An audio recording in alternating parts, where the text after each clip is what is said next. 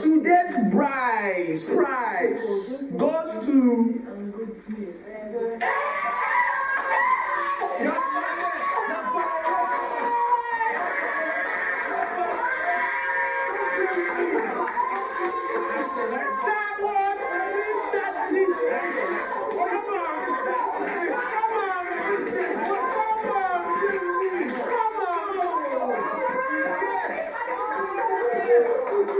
As I said before, there was a cooking competition today involving level 2 and level 1, but then the competition was not against level 2 and level 1.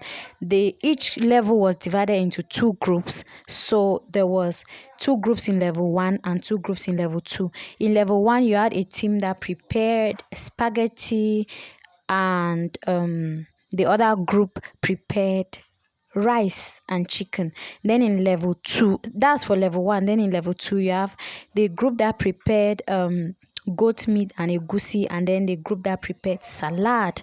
The group that prepared salad were led by Brian, Fina, and Modella, and Modella's group won. That's the salad group won.